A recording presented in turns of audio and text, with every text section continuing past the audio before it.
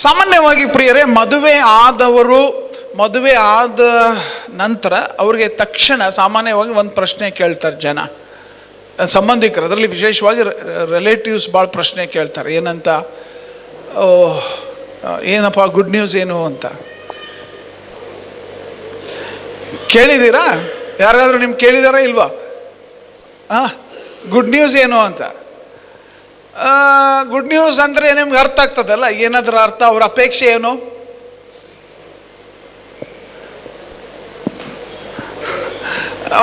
ಎಲ್ಲರಿಗೂ ಅರ್ಥ ಆಗ್ತಾ ಇದೆ. ಅದು ಗುಡ್ ನ್ಯೂಸ್ ಏನಪ್ಪ ಅಂತಂದ್ರೆ ಅದು ಅರ್ಥ ಆಗ್ತಾ ಇದೆ. ಓಕೆ, ಸೊ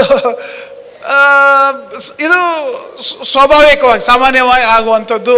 ಮದುವೆ ಆದಮೇಲೆ ಹೆಣ್ಮಕ್ಕಳು ಗರ್ಭಿಣಿ ಆಗಬೇಕು, ಅದರಿಂದ ಗುಡ್ ನ್ಯೂಸ್ ಏನು ಅಂತ ಪ್ರಶ್ನೆ ಕೇಳುವಂಥದ್ದನ್ನು ನಾವು ನೋಡ್ತೇವೆ. ಬಟ್ ಎಂಗೇಜ್ಮೆಂಟ್ ಆದವ್ರಿಗೆ ಗುಡ್ ನ್ಯೂಸ್ ಏನು ಅಂತ ಕೇಳಿದ್ರೆ ಕಪಾಳಗೆಡ್ಡೆ ಹೊಡಿತಾರಲ್ವ. ನನಗೇನು ಕೇಳತ್ತೀರಿ ಗುಡ್ ನ್ಯೂಸು? ನೀವು ಕೇಳಬೇಕು ಏನಂತ, ಯಾವಾಗ ಮದುವೆ ಅಂತ ಕೇಳ್ತಾರೆ. ರೈಟ್, ಗುಡ್ ನ್ಯೂಸ್ ಕೇಳೋದಲ್ಲ ಅವ್ರಿಗೆ. ಏನು ಕೇಳ್ತಾರೆ? ಯಾವಾಗ ಮದುವೆ. ಯೇಸು ಸ್ವಾಮಿಯ ಹುಟ್ಟುವಿಕೆಯ ಕಥೆಯನ್ನು ಕೇಳುವಾಗ ಇದೇ ರೀತಿಯಾದಂಥ ಒಂದು ಏನಂತಾರೆ ಉಲ್ಟಾ ಪಲ್ಟಾ ಆದಂಥ ಘಟನೆ ಅದು. ನಾವು ಮರಿಯಳು ಯೋಸೇಫನ ಸಂಗಡ ನಿಶ್ಚಿತಾರ್ಥ ಆಗಿದೆ, ಆದರೆ ಅವರು ಮದುವೆ ಆಗಿಲ್ಲ. ಅಂಥ ಸಮಯದಲ್ಲಿ ಒಂದು ಆಶ್ಚರ್ಯ ಉಂಟಾಗುವಂಥದ್ದನ್ನು ನಾವು ನೋಡ್ತೇವೆ. ಇನ್ಫ್ಯಾಕ್ಟ್ ಈ ದಿವಸದ ಸಂದೇಶದ ಮುಖ್ಯ ಧ್ಯೇಯ ಆಶ್ಚರ್ಯಪಡಿಸುವ ದೇವರು. ಹಲ್ಲೆಲೂಯಾ, ಆಶ್ಚರ್ಯಪಡಿಸುವ ದೇವರು. ಲೂಕನ ಸುವಾರ್ತೆ 1ನೇ ಅಧ್ಯಾಯ ನಾವು 26ನೇ ವಚನದಿಂದ ಓದುವಾಗ, ದೇವದೂತನು ಬಂದು ಮರಿಯಳನ್ನು ಸಂಧಿಸುವಂಥದ್ದನ್ನು ಬೈಬಲ್ನಲ್ಲಿ ನಾವು ನೋಡ್ತೇವೆ. ಸೊ ಮರಿಯಳನ್ನು ಮೊದಲನೇ ಸಾರಿ ಸಂಧಿಸ್ತಾ ಇರುವ ಹಾಗೆ ಈ ಘಟನೆ ಏನು, ಹೇಗಾಯಿತು ಅಂತ ನಾವು ಗಮನಿಸೋಣ. 6ನೆಯ ತಿಂಗಳಲ್ಲಿ ದೇವರು ಗಬ್ರಿಯಲನೆಂಬ ತನ್ನ ದೂತನನ್ನು ಗಲಿಲಾಯ ಸೀಮೆಯ ನಜರೇತ್ ಎಂಬ ಊರಿಗೆ ಒಬ್ಬ ಕನ್ಯೆಯ ಬಳಿಗೆ ಕಳುಹಿಸಿದನು. ಆ ಕನ್ಯೆಯ ಹೆಸರು ಮರಿಯಳು. ಆಕೆಯು ದಾವೀದನ ಮನೆತನದ ಯೋಸೇಫನೆಂಬ ಪುರುಷನಿಗೆ ನಿಶ್ಚಿತಾರ್ಥವಾಗಿದ್ದಳು. ಆ ದೂತನು ಆಕೆಯ ಬಳಿಗೆ ಬಂದು, ದೇವರ ದಯೆ ಹೊಂದಿದವಳೇ, ನಿನಗೆ ಶುಭವಾಗಲಿ, ಕರ್ತನು ನಿನ್ನ ಸಂಗಡ ಇದ್ದಾನೆ ಅಂದನು. ಪ್ರಿಯರೇ, ಈ ಇತಿಹಾಸವನ್ನ 2 ಭಾಗವಾಗಿ ಮಾಡಿದಂಥ ವಿಶ್ವದ ಒಡೆಯನು ಜಗದ್ರಕ್ಷಕನಾದ ಯೇಸು ಕ್ರಿಸ್ತನು ಈ ದಿವಸ ಒಂದು ವೇಳೆ 2024ನೇ ಇಸ್ವಿ ಅಂತ ಹೇಳ್ತಾ ಇದ್ದೇವೆ ಅಂತಂದ್ರೆ ಇತಿಹಾಸ ಆರಂಭವಾದದ್ದು. ಒಂದು ವೇಳೆ ಅಳತೆ ಮಾಡುವಂಥದ್ದು ಮೊದಲುಗೊಂಡು ಆತನ ಜನ್ಮವಾಗಿ ಈಗ 2024 ವರ್ಷವಾಗಿದೆ. ಆ ಶ್ರೇಷ್ಠ ವ್ಯಕ್ತಿಯ ಜೀವನ ಕತೆ ಅದನ್ನು ಒಂದು ಚಲನಚಿತ್ರಕ್ಕೆ ಹೋಲಿಸಿದರೆ ಅದರ ಹೀರೋ ಆತನು. ಆದರೆ ಹೀರೋ ಜೊತೆ ಒಬ್ಬನೇ ಇರಲ್ಲ. ಸಾಮಾನ್ಯವಾಗಿ ಹೀರೋ ಜೊತೆಗೆ ಏನಂತಾರೆ ಪೋಷಕ ನಟರು ಇರ್ತಾರೆ, ಸಪೋರ್ಟಿಂಗ್ ಆ್ಯಕ್ಟರ್ಸ್. ಆ ಸಪೋರ್ಟಿಂಗ್ ಆ್ಯಕ್ಟರ್ ಪಾತ್ರದಲ್ಲಿ ಅತ್ಯುತ್ತಮ ಪಾತ್ರ ನಿರ್ವಹಿಸಿದಂಥ ವ್ಯಕ್ತಿ ಅಂದರೆ ಮರಿಯಳು. ಅತ್ಯುತ್ತಮ ಪಾತ್ರ, ಸಪೋರ್ಟಿಂಗ್ ಆ್ಯಕ್ಟರ್. ಇಲ್ಲಿ ನಿಶ್ಚಿತಾರ್ಥವಾಗಿದೆ ಅಂತ ಬೈಬಲ್ ತಿಳಿಸ್ತಾ ಇದೆ. ಮರಿಯಳಿಗೆ ನಿಶ್ಚಿತಾರ್ಥವಾಗಿದೆ, ಯೋಸೇಫನ ಸಂಗಡ ನಿಶ್ಚಿತಾರ್ಥವಾಗಿದೆ. ಈ ಪಾಲಸ್ತೀನ್ ಸಂಸ್ಕೃತಿಯಲ್ಲಿ ನಿಶ್ಚಿತಾರ್ಥ ಎಂಬುವಂಥದ್ದು ವಿವಾಹದಷ್ಟು ಭದ್ರವಾಗಿತ್ತು, ಅಷ್ಟು ಬಲಿಷ್ಠವಾಗಿತ್ತು. ಅದನ್ನು ಅಷ್ಟು ಹಗುರವಾಗಿ ತೆಗೆದುಕೊಳ್ಳುವಂಥದ್ದು ಇರಲಿಲ್ಲ. ಯಾರಾದರೂ ಎಂಗೇಜ್ಮೆಂಟ್ ಆಗಿದೆ ಅಂದರೆ ಅದನ್ನು ಒಂದು ವೇಳೆ ಮುರುಗಡೆ ಮಾಡಬೇಕು ಎಂಬುದಾಗಿದ್ದರೆ ಅದು ಡಿವೋರ್ಸ್ಗೆ ಸಮಾನವಾಗಿತ್ತು. ಅಷ್ಟು ಪ್ರಬಲವಾದ ಸಂಬಂಧ ಆಗಿತ್ತು. ಮತ್ತು ಈ ವಿವಾಹದ ಪೂರ್ವ ಸಿದ್ಧತೆಯ ನಮ್ಮಲ್ಲಿ ನಾವು ನೋಡ್ತೇವೆ, ಇದು ಗುರುತು ಕೊಟ್ಟು ಹೋದ್ರು, ಎಂಗೇಜ್ಮೆಂಟ್ ಆಯಿತು ಅನ್ನೋಂಥ ಈ ಮಾತುಗಳನ್ನು ಕೇಳ್ತೇವೆ. ಆದರೆ ಇಲ್ಲಿ ಈ ವಿಶೇಷವಾದ ಘಟನೆ. ಮರಿಯಳು ನಿಶ್ಚಿತಾರ್ಥವಾಗಿತ್ತು ಎಂಬುದಾಗಿ ಹೇಳುವುದ್ರ ಜೊತೆಗೆ ವಾಕ್ಯ ನಮಗೆ ಬಹಳ ಸ್ಪಷ್ಟವಾಗಿ ತಿಳಿಸುವಂಥ ಸತ್ಯ. ಈ 26ನೇ ವಚನದಲ್ಲಿಯೂ 27ನೇ ವಚನದಲ್ಲಿಯೂ ಈ ಶಬ್ದ ಪುನರಾವರ್ತಿಸ್ತದೆ. ಅಂದರೆ 2 ಸಾರಿ ಅದು ಪ್ರಸ್ತಾಪವಾಗ್ತದೆ. ಏನದು? 6ನೇ ತಿಂಗಳಲ್ಲಿ ದೇವರು ಗಬ್ರಿಯೇಲನೆಂಬ ತನ್ನ ದೂತನನ್ನು ಗಲಿಲಾಯ ಸೀಮೆಯ ನಜರೇತ್ ಎಂಬ ಊರಿಗೆ ಒಬ್ಬ ಕನ್ಯೆಯ ಬಳಿಗೆ ಕಳುಹಿಸಿದನು. ಕನ್ಯೆ ಅಂತಂದ್ರೆ ವಿವಾಹವಾಗದವಳು. ಇನ್ಫ್ಯಾಕ್ಟ್ ವಿವಾಹಕ್ಕಾಗಿ ಕನಸು ಕಾಣುವ ಅಥವಾ ವಿವಾಹಕ್ಕಾಗಿ ಅಪೇಕ್ಷಿಸುವ ಮಹಿಳೆ, ಆದರೆ ವಿವಾಹವಾಗದವಳು ಕನ್ಯೆ, ಪುರುಷನನ್ನರಿಯದವಳು ಎಂಬುದಾಗಿ. ಇನ್ಫ್ಯಾಕ್ಟ್ ಈ 26ನೇ ವಚನದಲ್ಲಿ ಅಷ್ಟೇ ಅಲ್ಲ, 27ನೇ ವಚನ ನೋಡ್ರಿ. ಆ ಕನ್ಯೆಯ ಹೆಸರು ವರ್ಜಿನ್. ಓಕೆ, ಆ ಕನ್ಯೆಯ ಹೆಸರು ಮರಿಯಳು ಎಂಬುದಾಗಿ.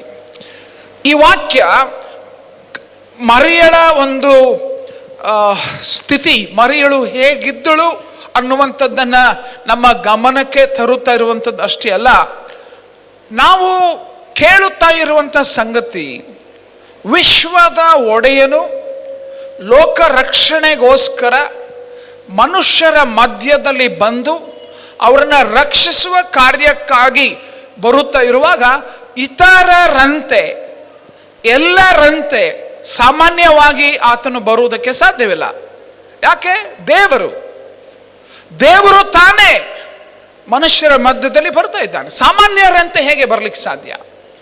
ಸೊ ಇಲ್ಲಿ ಬಹಳ ಸ್ಪಷ್ಟವಾಗಿ ನಾವು ಗುರುತಿಸೋಣ, ಯೇಸು ಸ್ವಾಮಿಯ ಹುಟ್ಟುವಿಕೆಗೆ ಸಂಬಂಧಪಟ್ಟಂತೆ ಬೈಬಲ್ ಸ್ಪಷ್ಟವಾಗಿ ತಿಳಿಸ್ತಾ ಇರುವಂತೆ ಕನ್ಯೆಯಲ್ಲಿ ಎಂಬುದಾಗಿ ವಾಕ್ಯ ಹೇಳುವಾಗ ಆತನು ತನ್ನ ವಿಶೇಷತೆಗಳೊಂದಿಗೆ ನಾವು ಆತನನ್ನು ಗಮನಿಸುವ ಹಾಗೆ ಆತನು ಹುಟ್ಟಿ ಬರುವಂಥ ಕಾರ್ಯ ಮಾಡುವುದನ್ನು ನೋಡ್ತೇವೆ.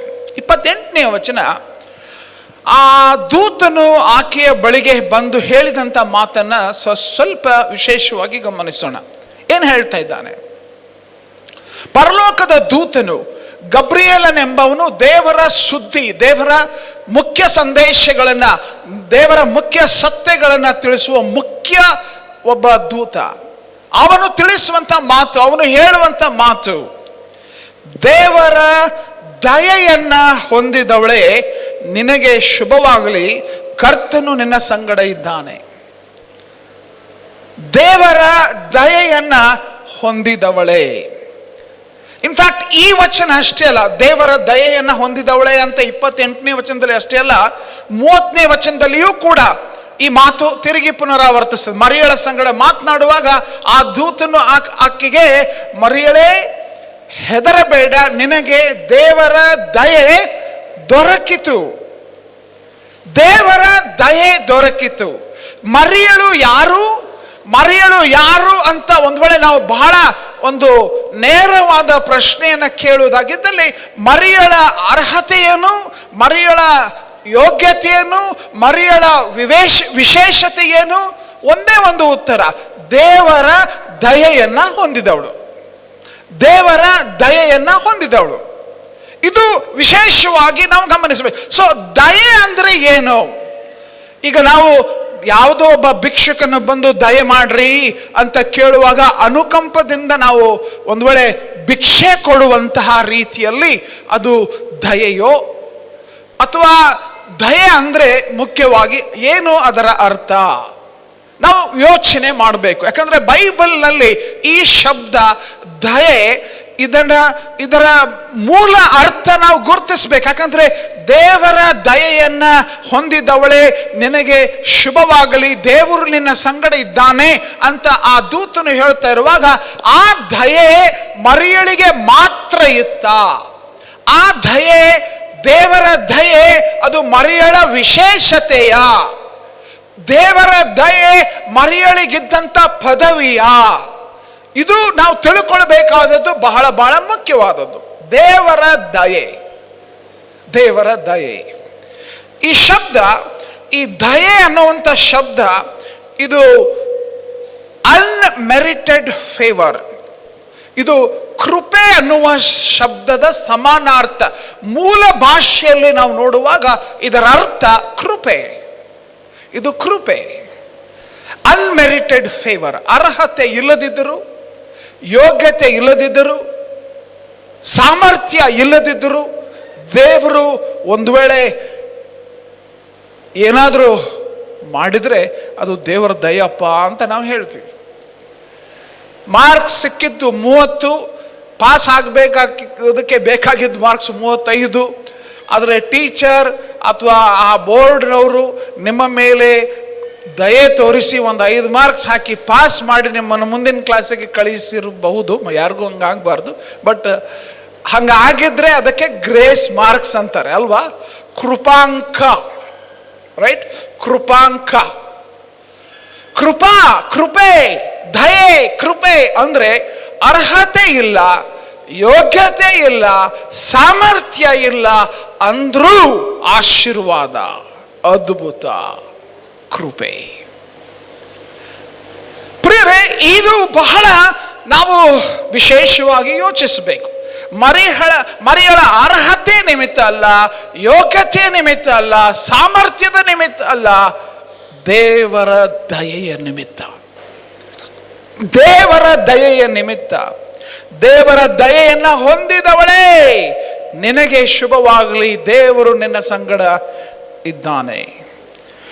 ಈ ಮಾತು ನಾವು ಮರಿಯಳ ಕುರಿತು ಆ ದೇವದೂತನು ಹೇಳಿದಾಗ ನಮಗೆಲ್ಲ ಓ ವಾವ್, ವಿಶೇಷ, ದೇವರ ದಯೆ ಆ ಮರಿಯಳ ಮೇಲೆ ಇತ್ತು, ನಮ್ಮ ಮೇಲೆ ಇದೆಯಾ, ನಮಗೂ ಇದೆಯಾ ಅಂತ ಒಂದು ಯೋಚನೆ ಬರಬಹುದು. ಎಫೆಸ ಪತ್ರಿಕೆ 1ನೇ ಅಧ್ಯಾಯ 6ನೇ ವಚನ.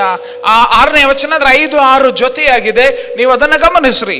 ಎಫೆಸ ಪತ್ರಿಕೆ 1ನೇ ಅಧ್ಯಾಯ ವಚನ 5, 6 ಆಕೆ ಹೀಗೆ ಹೇಳ್ತದೆ. ಆತನು, ಇಲ್ಲಿ ಪೌಲನು ಎಫೆಸ ಸಭೆಗೆ ಬರೆಯುತ್ತಾ ಇರುವಾಗ ಹೇಳುವಂತ ಮಾತು, ಆತನು ತನ್ನ ಕೃಪೆಯನ್ನ ಪ್ರಖ್ಯಾತಿಗೆ ತರಬೇಕೆಂದು. ದಯವಿಟ್ಟು ನೆನ್ಪಿಟ್ಕೊಳ್ರಿ, ದೇವರು ತನ್ನ ಕೃಪೆಯನ್ನ ಅಂದ್ರೆ ನೀನು ಮಾಡಿದ ಪುಣ್ಯ ಕ್ರಿಯೆಗಳಿಂದಲ್ಲ, ನೀನು ಮಾಡಿದ ದಾನ ಧರ್ಮಗಳಿಂದಲ್ಲ, ದೇವರ ಕೃಪೆ. ಅರ್ಹತೆ ಇಲ್ಲ, ಯೋಗ್ಯತೆ ಇಲ್ಲ, ಸಾಮರ್ಥ್ಯ ಇಲ್ಲ, ಆತನು ತನ್ನ ಕೃಪೆಯನ್ನ, ಇಂಥ ಅಗಾಧವಾದ ಆ ಶ್ರೇಷ್ಠವಾದ ಆತನ ಆ ಕೃಪೆಯನ್ನ ಪ್ರಖ್ಯಾತಿಗೆ ತರಬೇಕೆಂದು ನಮ್ಮನ್ನ ಯೇಸು ಕ್ರಿಸ್ತನ ಮೂಲಕ ತನ್ನ ಪುತ್ರರನ್ನಾಗಿ ಸ್ವೀಕರಿಸುವುದಕ್ಕೆ ದಯಾಪೂರ್ವಕವಾದ ತನ್ನ ಚಿತ್ತಾನುಸಾರವಾಗಿ ಮೊದಲೇ ಸಂಕಲ್ಪ ಮಾಡಿದರು. ಇನ್ಫ್ಯಾಕ್ಟ್ ಏನ್ ಗೊತ್ತಾ, ಈ ಕೃಪೆ, ಈ ದಯೆ ನಮ್ಮೆಲ್ಲರನ್ನ ರಕ್ಷಿಸುವ ಕಾರ್ಯ ಮಾಡಿದೆ. ಹಲ್ಲೆಲೂಯಾ. ಇಲ್ಲಿ ಯಾರೇ ಆಗಿರಲಿ, ಯೇಸು ಕ್ರಿಸ್ತನನ್ನು ನಂಬುವ ಮೂಲಕ ನೀವು ನಿತ್ಯ ಜೀವವನ್ನ ಪಡೆದುಕೊಂಡಿರುವಂಥದ್ದಾಗಿದ್ದಲ್ಲಿ, ಯೇಸು ಕ್ರಿಸ್ತನನ್ನು ನಂಬುವ ಮೂಲಕ ಪರಲೋಕದ ಬಾಧ್ಯತೆಯನ್ನು ಹೊಂದಿರುವುದಾಗಿದ್ದಲ್ಲಿ, ನಮಗೆ ಗೊತ್ತಿದೆ ಯೇಸು ಕ್ರಿಸ್ತನನ್ನು ನಂಬಿ ಆತನನ್ನು ಹಿಂಬಾಲಿಸುವುದರ ನಿಮಿತ್ತ ನಮಗೆ ಸಮಾಧಾನ ಉಂಟು, ನಮಗೆ ನಿತ್ಯತ್ವದ ಬಾಧ್ಯತೆ ಉಂಟು, ನಮಗೆ ಪರಲೋಕದ ಭದ್ರತೆ ಉಂಟು, ನಾವು ದೇವರ ಮಕ್ಕಳು ಅನ್ನುವಂಥ ಆಶೀರ್ವಾದ ನಮಗೆ ಕೊಟ್ಟಿದ್ದಾನೆ. ಈ ಅದ್ಭುತವಾದ ಸಂಗತಿಗಳನ್ನ ಒಂದು ವೇಳೆ ನಾವು ಯಾರೇ ಆಗಿರಲಿ ಆತನನ್ನು ನಂಬುವ ಮೂಲಕ ನಾವು ಹೊಂದಿರುವಂತ ವಿಷಯ ಅರಿತಿರುವ ನಾವು ಇದನ್ನು ಹೊಂದಿದ್ದು ನಮ್ಮ ಪುಣ್ಯ ಕ್ರಿಯೆಗಳಿಂದಲ್ಲ, ನಮ್ಮ ದಾನ ಧರ್ಮದಿಂದಲ್ಲ, ನಾವು 21 ದಿವಸ ಉಪವಾಸ ಪ್ರಾರ್ಥನೆ ಮಾಡಿದ್ರಿಂದಲ್ಲ, ನಾವು 40 ದಿವಸ ಉಪವಾಸ ಪ್ರಾರ್ಥನೆ ಮಾಡಿದ್ರಿಂದಲ್ಲ, ನಾವು ಇಲ್ಲಿ ಚರ್ಚಿಗೆ ಬಂದ ನಿಮಿತ್ತ ಅಂತ ಅಲ್ಲ, ಅಥವಾ ನಾವು ಅಲ್ಲಿ ಹೋಗಿ ಇಲ್ಲಿ ಹೋಗಿ ಅವರು ಪ್ರಾರ್ಥನೆ ಮಾಡಿದ್ರು ಇವರು ಪ್ರಾರ್ಥನೆ ಮಾಡಿದ್ರಂತಲ್ಲ. ಇದು ದೇವರ ಕೃಪೆ. ತನ್ನ ಕೃಪೆಯನ್ನ ಪ್ರಖ್ಯಾತಿಗೆ ತರಬೇಕೆಂದು ಆತನು ನಮ್ಮಂತ ಅರ್ಹತೆ ಇಲ್ಲದವರು, ಯೋಗ್ಯತೆ ಇಲ್ಲದವರು, ಸಾಮರ್ಥ್ಯ ಇಲ್ಲದವರು ಆದಂತ ನಮ್ಮನ್ನ ಆತನು ಆರಿಸಿಕೊಂಡಿದ್ದಾನೆ. ಪ್ರಿಯರೇ, ಹಲ್ಲೆಲೂಯಾ. ಲೋಕ ನಿನ್ನ ಸಾಮರ್ಥ್ಯ ನೋಡಿ ನಿನ್ನನ್ನು ಉದ್ಧರಿಸುವ ನಿರ್ಧಾರ ಮಾಡ್ತದೆ. ಲೋಕ ನಿನ್ನ ಯೋಗ್ಯತೆಯನ್ನು ನೋಡಿ ನಿನ್ನನ್ನು ಆಶೀರ್ವದಿಸುವ ನಿರ್ಧಾರ ಮಾಡ್ತದೆ. ಓ, ನಿನ್ನ ವಿದ್ಯಾರ್ಹತೆಯನ್ನು ನೋಡಿ ಲೋಕ ನಿರ್ಧರಿಸ್ತದೆ. ಆದರೆ ಬೈಬಲ್ನಲ್ಲಿ ತಿಳಿಸುವಾಗ ದೇವರು ಸ್ಪಷ್ಟವಾಗಿ ಹೇಳ್ತಾನೆ, ನಿನ್ನ ಅರ್ಹತೆ ಅಲ್ಲ, ನಿನ್ನ ಸಾಮರ್ಥ್ಯ ಅಲ್ಲ, ನಿನ್ನ ಜ್ಞಾನ, ತಿಳುವಳಿಕೆ, ಅನುಭವ ಅಲ್ಲ, ಆತನ ಪ್ರೀತಿ. ಹಲ್ಲೆಲೂಯಾ! ಆತನ ಪ್ರೀತಿ, ಆತನ ಪ್ರೀತಿ, ಆತನ ಪ್ರೀತಿ. ದೇವರು ಲೋಕದ ಮೇಲೆ ಎಷ್ಟೋ ಪ್ರೀತಿಯನ್ನಿಟ್ಟು ತನ್ನ ಒಬ್ಬನೇ ಮಗನನ್ನು ಕೊಟ್ಟನು. ಪ್ರಿಯರೇ, ದಯವಿಟ್ಟು ಯಾರು ಕೂಡ ಇಲ್ಲಿ ದೇವರು ನನ್ನನ್ನು ಆಶೀರ್ವದಿಸಬೇಕು, ದೇವರು ನನ್ನನ್ನು ಉದ್ಧರಿಸಬೇಕು, ದೇವರು ನನ್ನನ್ನು ಬಿಡುಗಡೆ ಮಾಡಬೇಕು, ಆದುದರಿಂದ ನಾನು ಇದನ್ನು ಮಾಡ್ತೇನೆ, ಇದನ್ನು ಮಾಡ್ತೇನೆ, ಇದನ್ನು ಮಾಡ್ತೇನೆ, ಇಲ್ಲ ಇಲ್ಲ ಇಲ್ಲ. ದೇವರ ಕೃಪೆ ಇದ್ರೆ ಮಾತ್ರ, ದೇವರ ಕೃಪೆ ಇದ್ರೆ ಮಾತ್ರ, ದೇವರ ದಯೆ ಇದ್ರೆ ಮಾತ್ರ, ದೇವರ ಕೃಪೆ ಇದ್ರೆ ಮಾತ್ರ ದೇವರು ಆ ಕಾರ್ಯವನ್ನು ಮಾಡ್ತಾನೆ. ದೇವರು ಲೋಕವನ್ನು ಪ್ರೀತಿಸಿದ್ದಾನೆ, ನಿಮ್ಮನ್ನು ಪ್ರೀತಿಸ್ತಾನೆ, ನಮ್ಮನ್ನು ಪ್ರೀತಿಸ್ತಾನೆ. ದೇವರ ದಯೆ. Hallelujah, hallelujah. ಮರಿಯಳಿಗೆ ಬಂದು ಆ ದೂತನು ಹೇಳಿದಂತ ಮಾತು, ದೇವರ ದಯೆಯನ್ನು ಹೊಂದಿದ್ದವಳೇ, ನಿನಗೆ ಶುಭವಾಗಲಿ, ದೇವರು ನಿನ್ನ ಸಂಗಡ ಇದ್ದಾನೆ. ವಿಶೇಷತೆ ಏನು ಗೊತ್ತಾ ಪ್ರಿಯರೇ? ದೇವರ ಕಾರ್ಯ ಬೈಬಲ್ನಲ್ಲಿ ದೇವರು ಸ್ಪಷ್ಟವಾಗಿ ತಿಳಿಸಿದ್ದಾನೆ. ಆತನು ಮಾಡುವ ಯಾವುದೇ ಕಾರ್ಯ ನಿನ್ನ ಜೀವಿತದಲ್ಲಿ, ದೇವರು ನಿನ್ನ ಜೀವಿತದಲ್ಲಿ ಏನಾದರೂ ಮಾಡಬೇಕು ಎಂಬುದಾಗಿದ್ರೆ ನೀನು ಬಂದು ವ್ಯಾಪಾರ ಮಾಡಲಿಕ್ಕೆ ಹೋಗಬೇಡ, ವ್ಯವಹಾರ ಮಾಡಲಿಕ್ಕೆ ಹೋಗಬೇಡ. ದೇವರೇ, ನಾನು ಇದನ್ನು ಕೊಟ್ಟಿದ್ದೇನೆ, ನೀನು ಅದನ್ನು ಕೊಡು, ನಡೆಯಲ್ಲ. ಯಾಕೆ ಗೊತ್ತಾ? ಪಾಪದ ನಿಮಿತ್ತ ದಂಡನೆಗೆ, ಶಿಕ್ಷೆಗೆ ಪಾತ್ರರಾದಂಥ ನಮ್ಮ ಜೀವಿತಗಳು ದಂಡನೆಗೆ ಅರ್ಹವೇ ಹೊರತು ಪ್ರೀತಿಗೆ ಯೋಗ್ಯರಲ್ಲದಂಥ ಜೀವಿತ ನಮ್ಮದಿದೆ. ದೇವರು ನಮ್ಮನ್ನು ಆಶೀರ್ವದಿಸಬೇಕಾಗಿದ್ದಲ್ಲಿ, ದೇವರು ನಮ್ಮನ್ನು ಬಿಡುಗಡೆಗೊಳಿಸಬೇಕಾಗಿದ್ದಲ್ಲಿ, ದೇವರು ನಮ್ಮನ್ನು ಉದ್ಧರಿಸಬೇಕಾಗಿದ್ದಲ್ಲಿ ಒಂದೇ ಒಂದು, ದೇವರೇ ನಿನ್ನ ಕೃಪೆ ನನಗೆ ಬೇಕು, ನಿನ್ನ ದಯೆ ನನಗೆ ಬೇಕು, ಆಗ ಮಾತ್ರ ಶುಭವಾಗ್ತದೆ. ಹಲ್ಲೆಲೂಯಾ. ಮರಿಯಳಿಗೆ ತಿಳಿಸಿದಂಥ ಮಾತು, ದೇವರ ದಯೆಯನ್ನು ಹೊಂದಿದವಳೇ, ನಿನಗೆ ಶುಭವಾಗಲಿ. ಯಾರ ಮೇಲೆ ದೇವರ ದಯೆ ದೊರಕುತ್ತದೋ ಅವರ ಜೀವಿತಕ್ಕೆ ದೇವರು ಶುಭವನ್ನು ಅನುಗ್ರಹಿಸುತ್ತಾನೆ. ಹಲ್ಲೆಲೂಯಾ. ನೀನು ಎಲ್ಲದಕ್ಕಿಂತ ಮಿಗಿಲಾಗಿ, ಎಲ್ಲದಕ್ಕಿಂತ ಮುಖ್ಯವಾಗಿ, ಜಗತ್ತಿನಲ್ಲಿ ನೀನು ಬಯಸುವ ಎಲ್ಲ ವಿಷಯಗಳಿಗಿಂತ ಮುಖ್ಯವಾಗಿ ನೀನು ಹುಡುಕಬೇಕಾದದ್ದು ದೇವರ ದಯೆ. ಯಾಕೆ ಗೊತ್ತಾ? ಯಾರ ಮೇಲೆ ದೇವರ ದಯೆ ದೊರಕುತ್ತದೋ, ಯಾರ ಜೀವಿತದಲ್ಲಿ ದೇವರ ದಯೆ ಕಾರ್ಯ ಮಾಡುತ್ತದೋ ಅವರ ಜೀವಿತದಲ್ಲಿ ದೇವರು ಶುಭವನ್ನು ಉಂಟು ಮಾಡುತ್ತಾನೆ. ಹಲ್ಲೆಲೂಯಾ. ಶುಭವನ್ನುಂಟು ಮಾಡ್ತಾನೆ, ಶುಭವನ್ನುಂಟು ಮಾಡ್ತಾನೆ. ನಾವು ಈ ದಿವಸ ಕ್ಷಣ ಹೊತ್ತು ಯೋಚಿಸೋಣ. ಜೀವನದಲ್ಲಿ ಅನೇಕ ಪ್ರಯಾಸ ಪಟ್ಟವರು ಇಲ್ಲಿ ಕುಳಿತುಕೊಂಡಿದ್ದೀರಿ, ಕನಸುಗಳು ಭಗ್ನವಾದವರು ಕುಳಿತುಕೊಂಡಿದ್ದೀರಿ, ನಿಮ್ಮ ಆಶೆ ಅಭಿಲಾಷೆಗಳು ನಾಶವಾದವರು ಕುಳಿತುಕೊಂಡಿದ್ದೀರಿ. ನೀವು ಪ್ರಯತ್ನ ಮಾಡಿದ್ದೀರಿ, ಅದನ್ನು ಮಾಡಿದೆ, ಇದನ್ನು ಮಾಡಿದೆ, ಅದನ್ನು ಮಾಡಿದೆ, ಇದನ್ನು ಮಾಡಿದೆ. ಆದರೆ ದೇವರ ದಯೆ, ಯೇಸುವೇ ನಿನ್ನ ದಯೆ ನನ್ನ ಮೇಲೆ ಬರಲಿ ಅಂತ ಯಾರಾದರೂ ಕೇಳಿದ್ದೀರೋ? ಯಾಕೆ ಗೊತ್ತಾ? ಯಾರ ಮೇಲೆ ದೇವರ ದಯೆ ಬರುತ್ತದೆ, ನೆಲೆಸುತ್ತದೆ, ಅವರಿಗೆ ಶುಭ ಉಂಟಾಗುತ್ತದೆ. Hallelujah, hallelujah. ತಿರುಗಿ ಹೇಳ್ತೇನೆ, ನಿನ್ನ ಯೋಗ್ಯತೆ ಅಲ್ಲ, ನಿನ್ನ ಅರ್ಹತೆ ಅಲ್ಲ, ನಿನ್ನ ಸಾಮರ್ಥ್ಯ ಅಲ್ಲ, ಇದು ದೇವರ ದಯೆ, ಇದು ದೇವರ ದಯೆ. ಪ್ರಿಯರೇ, ಬಹಳ ವಿಶೇಷವಾಗಿ ನಾವು ಯೋಚಿಸಬೇಕಾದಂಥ ಅಂಶ ಇದು. ನಾವು ನಮ್ಮ ಜೀವಿತದಲ್ಲಿ ಇನ್ನೊಂದು ಬಹಳ ವಿಶೇಷವಾದ ಸತ್ಯ ಏನು ಗೊತ್ತಾ? ದೇವರ ದಯೆಯನ್ನು ಹೊಂದಿದವಳೇ, ನಿನಗೆ ಶುಭವಾಗಲಿ, ದೇವರು ನಿನ್ನ ಸಂಗಡ ಇದ್ದಾನೆ. ಹಲ್ಲೆಲೂಯಾ. ಯಾರ ಮೇಲೆ ದೇವರು ದಯೆ ತೋರಿಸುತ್ತಾನೋ ಅವರಿಗೆ ಶುಭವನ್ನು ಉಂಟು ಮಾಡುವ ದೇವರು ನಿಮ್ಮ ಸಂಗಡ ಇರುತ್ತಾನೆ. ಹಲ್ಲೆಲೂಯಾ. ನಿಮ್ಮ ಜೊತೆಗಿರುತ್ತಾನೆ. ನೀವು ಎಂದೆಂದಿಗೂ ಒಂಟಿಗರಲ್ಲ, ನೀವೆಂದೆಂದು ನನಗಾಗಿ ಯಾರಿದ್ದಾರೆ, ನನ್ನ ಜೊತೆಗೆ ಯಾರಿದ್ದಾರೆ, ನನ್ನನ್ನು ಅರ್ಥ ಮಾಡಿಕೊಳ್ಳೋರು ಯಾರಿದ್ದಾರೆ, ನನ್ನನ್ನು ತಿಳ್ಕೊಂಡವ್ರು ಯಾರು ಇಲ್ಲ. ನಿನ್ನ ಗಂಡ ನಿನ್ನನ್ನು ಅರ್ಥ ಮಾಡಿಕೊಳ್ಳದೆ ಹೋಗಬಹುದು, ನಿನ್ನ ಮಕ್ಕಳು ನಿನ್ನನ್ನು ಅರ್ಥ ಮಾಡಿಕೊಳ್ಳದೆ ಹೋಗಬಹುದು, ನಿನ್ನ ಕೆಲಸದಲ್ಲಿ ನಿನ್ನನ್ನು ಅರ್ಥ ಮಾಡಿಕೊಳ್ಳದೆ ಇರುವ ಸ್ಥಿತಿ ಇರಬಹುದು. ಆದರೆ ದೇವರು ನಿನ್ನ ಸಂಗಡ ಇದ್ದಾನೆ. ಹಲ್ಲೆಲೂಯಾ.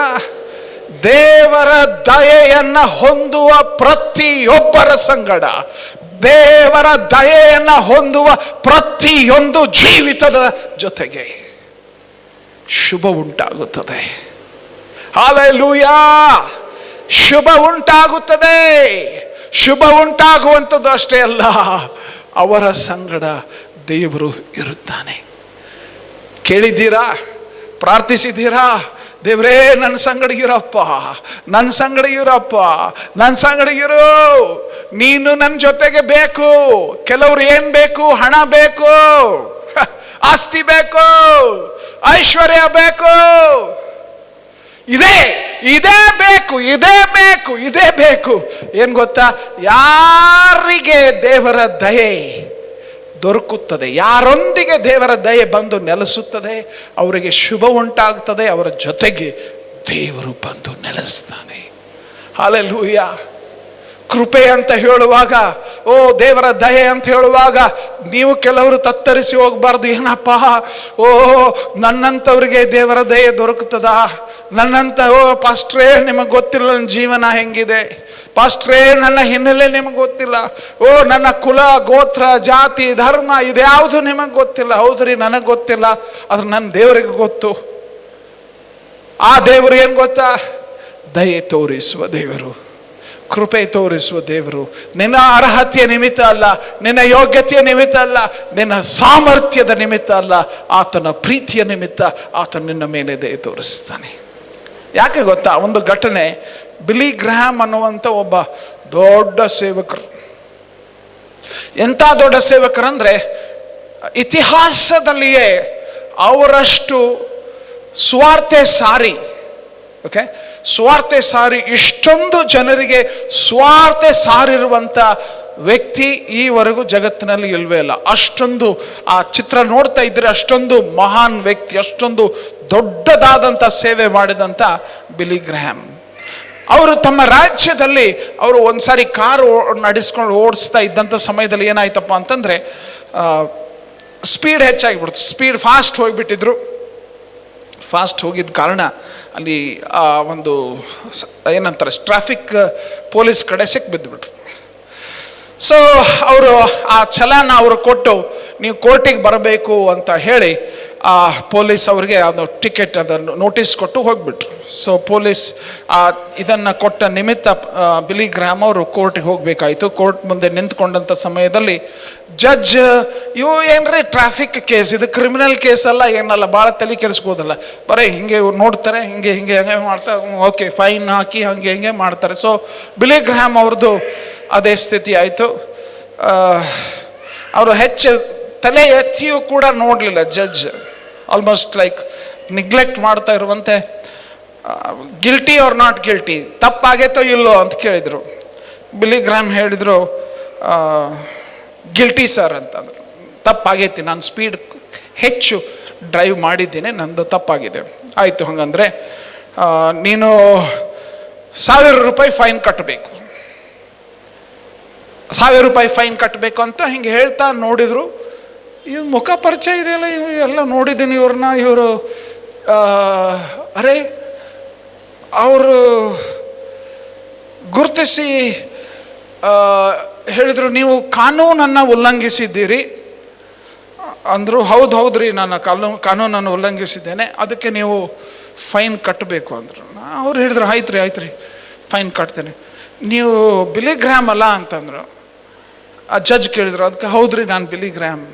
ಓ ಹೌದ್ರಿ, ಏನು ಗೊತ್ತಾ, ನೀವು ಕಾನೂನು ಉಲ್ಲಂಘಿಸಿದ್ದೀರಿ, ನಿಮಗೆ ಫೈನ್ ಆಗೇ ಆಗ್ತದೆ, ಬಟ್ ಏನು ಗೊತ್ತಾ, ನಾನು ಫೈನ್ ಕಟ್ತೇನೆ ರೀ ನಿಮ್ಮದು ಅಂತ ಹೇಳಿ ಆ ಕ್ಲರ್ಕಿಗೆ ಹೇಳಿದ್ರೆ, ಇದು 1000 ರೂಪಾಯಿ ಫೈನ್ ಅವ್ರದ್ದು ನಾನು ಕಟ್ತೀನಿ,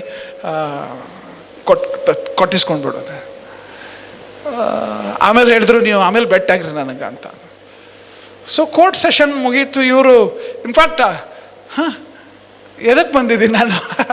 ಸೊ ಕೋರ್ಟ್ ಮುಗೀತು. ಆಮೇಲೆ ಜಡ್ಜ್ ಕರೆಸ್ಕೊಂಡು ಬನ್ರಿ ನಾವು ಊಟಕ್ಕೆ ಹೋಗೋಣ ಅಂತ ಹೇಳಿ ಇಬ್ಬರು ಊಟಕ್ಕೆ ಹೋಗಿ, ಇಮ್ಯಾಜಿನ್, ಯೋಚನೆ ಮಾಡ್ರಿ, ವಿಶ್ವದಲ್ಲಿ ಅವರಷ್ಟು ಸುವಾರ್ತೆಯ ಕಾರ್ಯ ಜಗತ್ತಿನಲ್ಲೇ ಯಾರೂ ಮಾಡಿಲ್ಲ. ಬಿಲಿ ಗ್ರಾಮ್ ಹೇಳ್ತಾರೆ, ಇದೇ ಕೃಪೆ. ಅಪರಾಧಿಯಾಗಿ ನಾನು ದಂಡ ಕಟ್ಟಬೇಕಾಗಿತ್ತು, ಪಾಪ ಕೊಡುವ ಸಂಬಳ ಮರಣ. ನಾವು ಅದರ ದಂಡನೆಯನ್ನು ನಾವು ಕಟ್ಟಬೇಕಾಗಿತ್ತು. ಆದರೆ ವಿಶ್ವದ ಒಡೆಯನು ಜಗದ್ರಕ್ಷಕನಾದ ದೇವರು ಹೇಳ್ತಾನೆ, ನಾನು ನಿಮ್ಮನ್ನು ಪ್ರೀತಿಸ್ತೇನಪ್ಪ, ನಿಮ್ಮ ಪೆನಲ್ಟಿ ಶಿಕ್ಷೆ ನಾನು ಕಟ್ತೇನೆ ಅಂತ ನಮಗಾಗಿ ಆ ಕಲ್ವಾರಿ ಶಿಲುಬೆ ಮೇಲೆ ತನ್ನ ಪ್ರಾಣವನ್ನು ಕಟ್ಟನು. ಹಲ್ಲೆಲೂಯಾ! ನಮ್ಮ ಅರ್ಹತೆಯ ನಿಮಿತ್ತ ಅಲ್ಲ, ನಮ್ಮ ಯೋಗ್ಯತೆಯ ನಿಮಿತ್ತ ಅಲ್ಲ, ನಮ್ಮ ಸಾಮರ್ಥ್ಯದ ನಿಮಿತ್ತ ಅಲ್ಲ, ಆತನ ಅಪಾರವಾದ ಪ್ರೀತಿಯ ನಿಮಿತ್ತ ನಮಗೋಸ್ಕರ ಆತನು ಆ ಶಿಲುಬೆಯ ಮೇಲೆ ಪ್ರಾಣ ಕೊಟ್ಟನು. ಪ್ರಿಯರೇ, ಇದು ದೇವರ ದಯೆ, ಇದು ದೇವರ ಕೃಪೆ. ಹಲ್ಲೆಲೂಯಾ! ಇದು ದೇವರ ದಯೆ, ಇದು ದೇವರ ಕೃಪೆ. ಇದು ನಿನ್ನ ಅರ್ಹತೆ ಅಲ್ಲ, ನಿನ್ನ ಯೋಗ್ಯತೆ ಅಲ್ಲ, ನಿನ್ನ ಸಾಮರ್ಥ್ಯ ಅಲ್ಲ, ನಿನ್ನ ಹಿನ್ನೆಲೆ ಅಲ್ಲ. ಇದು ದೇವರ ಪ್ರೀತಿ. ಪಕ್ಕದವ್ರು ಹೇಳ್ರಿ, ದೇವ್ರು ನಿಮ್ಮನ್ನು ಪ್ರೀತಿಸ್ತಾನೆ ಅಂತ. ದೇವ್ರು ನಿಮ್ಮನ್ನು ಪ್ರೀತಿಸ್ತಾನೆ, ದೇವ್ರು ನಿಮ್ಮನ್ನು ಪ್ರೀತಿಸ್ತಾನೆ. ಹಲ್ಲೆಲೂಯಾ! ಓ, ನೀನು ಭಾಳ ರೆಡಿಯಾಗಿ ಬಂದಿದ್ದಿ, ಇವತ್ತು ಸೆಂಟ್ ಹಾಕೊಂಡು ಬಂದಿದ್ದಿ, ಅದಕ್ಕಲ್ಲ. ಹಲ್ಲೆಲೂಯಾ! ದೇವ್ರು ನಿನ್ನನ್ನು ಪ್ರೀತಿಸ್ತಾನಪ್ಪ. ನೀನು ಹೆಂಗಿದೆಯೋ ಹಾಗೆ ದೇವ್ರು ನಿನ್ನನ್ನು ಪ್ರೀತಿಸ್ತಾನೆ. ಹಲ್ಲೆಲೂಯಾ! ಇದು ಸತ್ಯವೇದದ ವಿಶೇಷವಾದ ಸತ್ಯ. ಸೊ 29ನೇ ವಚನ, ಆಕೆಯು ಆ ಮಾತಿಗೆ ತತ್ತರಿಸಿ ಇದೆಂಥ ಆಶೀರ್ವಾದ ಎಂದು ಯೋಚನೆ ಮಾಡುತ್ತಿರಲಾಗಿ. ಏನ್ ಗೊತ್ತಾ, ಮುಖ್ಯ ವಿಷಯ ಇನ್ನೂ ಬಂದಿಲ್ಲ. ಏನ್ ಗೊತ್ತಾ, ಮುಖ್ಯ ವಿಷಯ ಇನ್ನೂ ಬಂದೇ ಇಲ್ಲ. ನಿಮಗೆ ಗೊತ್ತಿದೆ ಮುಖ್ಯ ವಿಷಯ ಏನು? ಯೇಸು ಸ್ವಾಮಿಯ ತಾಯಿ ಆಗ್ಲಿಕ್ಕಿರುವ ಸುದ್ದಿ. ಬಟ್ ಇನ್ನೂ ಬಂದಿಲ್ಲ. ಇವಳು ತತ್ತರಿಸಿದ್ದು ಯಾಕೆ? ಯಾಕೆ ತತ್ತರಿಸಿದ್ಲು? ಯಾಕೆ?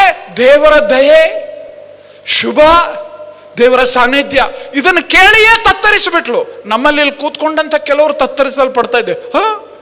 ನನ್ನ ಮೇಲೆ ದೇವರ ದಯೆ, ನನ್ನಂತವ್ರ ಮೇಲೆ ದೇವರ ದಯೆ, ನನ್ನಂತವರೊಂದಿಗೆ ದೇವರು ಶುಭವನ್ನು ಉಂಟು ಮಾಡ್ತಾನ, ನನ್ನಂತ ಜೀವಿತದ ಜೊತೆಗೆ ದೇವರು ಇರ್ತಾನ. ದೇವರ ದಯೆಯನ್ನು ಹೊಂದಿದ್ದವಳೇ, ನಿನಗೆ ಶುಭ ಉಂಟಾಗಲಿ, ದೇವರು ನಿನ್ನ ಸಂಗಡ ಇರುತ್ತಾನೆ, ದೇವರು ನಿನ್ನ ಸಂಗಡ ಇದ್ದಾನೆ. ಈ ಮಾತು ಕೇಳಿದ ಮರಿಯಳು ತತ್ತರಿಸಿದಳಂತೆ. ನಿಮಗೆ ಒಂದು ವೇಳೆ ತತ್ತರ ಆದಂತಂದ್ರೆ ಭಯಗ್ರಸ್ತ ಆದಂಥ ಸ್ಥಿತಿ ಈಗ, ದೇವ್ರು ನನ್ನ ಮೇಲೆ ದಯೆ ಇಟ್ಟಿದ್ದಾನೆ, ದೇವ್ರು ನನಗೆ ಶುಭವನ್ನು ಅನುಗ್ರಹಿಸ್ತಾನೆ, ದೇವ್ರು ನನ್ನ ಸಂಗಡ ಇರ್ತಾನೆ, ಇದನ್ನು ಕೇಳಿದಾಗ ನೀವು ಬರೀ ತತ್ತರಿಸಲ್ಪಟ್ಟಿದ್ರೆ ಫಿಲ್ಮ್ ಅಭಿ ಬಾಕಿ ಹೈ, ಏನಂತಾರೆ ಇದಕ್ಕೆ, ಏನಂತಾರೆ ಹಂಗೆ ಅಲ್ಲ, ಪಿಕ್ಚರ್ ಅಭಿ ಬಾಕಿ ಹೈ. ಓಕೆ, ಮುಖ್ಯ ಸೀನ್ ಇನ್ನು ಮುಂದಿದೆ. ನೀವು ಈಗಾಗಲೇ ತತ್ತರಿಸಲ್ಪಟ್ಟಿದ್ರೆ ಯೇಸು ಸ್ವಾಮಿ ಕಡೆ ಬಂದ್ರಿ, ಇದೆ ನೋಡ್ರಿ ಆಶೀರ್ವಾದ, ಅದ್ಭುತ, ಆಶ್ಚರ್ಯ. ಈಗೇನಾದ್ರೂ ಆಶ್ಚರ್ಯ ಪಟ್ಟಿದ್ರಿ, ಇದಕ್ಕಿಂತ ದೊಡ್ಡ ಆಶ್ಚರ್ಯ ನಿಮ್ ಕಾದಿದೆ. ಹಲ್ಲೆಲೂಯಾ! ಈಗಾಗಲೇ ನೀವು ಆಶ್ಚರ್ಯಪಟ್ಟು ನನ್ನ ಮೇಲೆ ದೇವರ ದಯೆ ಇದೆ ಅಂತ ಆಶ್ಚರ್ಯ ಪಡ್ತಾ ಇದ್ರೆ, ಅದಕ್ಕಿಂತ ದೊಡ್ಡ ಆಶ್ಚರ್ಯ ನಾಳೆ ನಿಮಗಾಗಿ ಕಾದಿದೆ, ಮುಂದಿನ ವಾರ ನಿಮಗಾಗಿ ಕಾದಿದೆ, ಮುಂದಿನ ತಿಂಗಳು ನಿಮಗಾಗಿ ಕಾದಿದೆ, ಮುಂದಿನ ವರ್ಷ ನಿಮಗಾಗಿ ಕಾದಿದೆ. ಆರಂಭ ಅಷ್ಟೇ, ನಿಮ್ಮ ಆಶ್ಚರ್ಯ ಪಡುವ ಸಮಯ ಆರಂಭ ಅಷ್ಟೇ. ನಿಮ್ಮ ಆಶ್ಚರ್ಯ ಪಡುವ ಸಮಯ ಈಗ ಬರೀ ಆರಂಭವಷ್ಟೇ. ದಯೆ ಹೊಂದಿದವಳೇ, ಓ ಶುಭ ಉಂಟಾಗಲಿ, ಓ ದೇವ್ರ ನಿನ್ನ ಸಂಗಡ ಇದ್ದಾನೆ, ಇದನ್ನು ಕೇಳಿದವಳು ತತ್ತರಿಸಲ್ಪಟ್ಳು. ಮರಿಯಳೆ, ಇನ್ನೂ ಕಾಯ್ದೆ ಮುಖ್ಯವಾದ ವಿಷಯಕ್ಕೆ ಬರ್ತಾ ಇದ್ದೇವೆ. ಇನ್ನು ಈಗಲೇ నేను ತತ್ತರ ಬಂದಿದ್ರು ಹೆಂಗೆ? ಅರೆ ವಾ, isn't that a good news? ಒಳ್ಳೆ ಸುದ್ದಿ ಅಲ್ವಾ ಇದು? ರೈಟ್. ನಾವು ಇಲ್ಲಿ ಒಂದು ವೇಳೆ ನಿರಾಶೆ, ಜಿಗುಪ್ಸೆ, ಭಯ, ಆತಂಕ, ನಿರಾಶೆಯಲ್ಲಿ ಇಂದು ಬಂದಿದ್ರೆ ಈ ದಿವಸ ಈ ಮಾತುಗಳನ್ನು ಕೇಳಿ ತತ್ತರಿಸಲ್ಪಟ್ಟಂತ ಸ್ಥಿತಿಯಲ್ಲಿ ನೀವಿದ್ರೆ ಪಕ್ಕದವ್ರುಗಳು ಅಬ್ಬಿ ಪಿಕ್ಚರ್ ಬಾಕಿ ಹೈ ಅಂತ ಹಲ್ಲೆಲೂಯಾ. ಇನ್ನೂ ವಿಶೇಷವಾದ ಸಂಗತಿಗಳು ನಿನ್ನ ಜೀವಿತಕ್ಕಾಗಿ ಕಾದಿದೆ. ನಿರಾಶೆಗೊಳ್ಬೇಡ, ಭಯಗೊಳ್ಬೇಡ. ಏನ್ ಗೊತ್ತಾ, ಮರಿಯಳಿಗೆ ಅವಳ ಪಾತ್ರ ತಿಳಿಸಲಾಗ್ತದೆ. 30ನೇ ವಚನ ನೋಡ್ರಿ. ಆ ದೂತನು ಆಕೆಗೆ, ಮರಿಯಳೆ ಹೆದರಬೇಡ, ನಿನಗೆ ದೇವರ ದಯೆ ದೊರಕಿತು. ಇಗೋ ನೀನು ಗರ್ಭಿಣಿಯಾಗಿ ಒಬ್ಬ ಮಗನನ್ನ ಹೆರುವಿ, ಆತನಿಗೆ ಯೇಸುವೆಂದು ಹೆಸರಿಡಬೇಕು. ಆತನು ಮಹಾಪುರುಷನಾಗಿ ಪರಾತ್ಪರನ ಕುಮಾರನೆನಿಸಿಕೊಳ್ಳುವನು. ಇದಲ್ಲದೆ ದೇವರಾಗಿರುವ ಕರ್ತನು ಆತನ ಮೂಲ ಪಿತನಾದ ದಾವೀದನ ಸಿಂಹಾಸನವನ್ನು ಆತನಿಗೆ ಕೊಡುವನು. ಆತನು ಯಾಕೋಬನ ವಂಶವನ್ನು ಸದಾ ಕಾಲ ಆಳುವನು. ಆತನ ರಾಜ್ಯಕ್ಕೆ ಅಂತ್ಯವೇ ಇಲ್ಲ ಎಂದು ಹೇಳಿದನು. ಎಂಥ ವಿಶೇಷವಾದ ಸುದ್ದಿ, ಎಂಥ ವಿಶೇಷವಾದ ಸುದ್ದಿ ಪ್ರಿಯರೇ.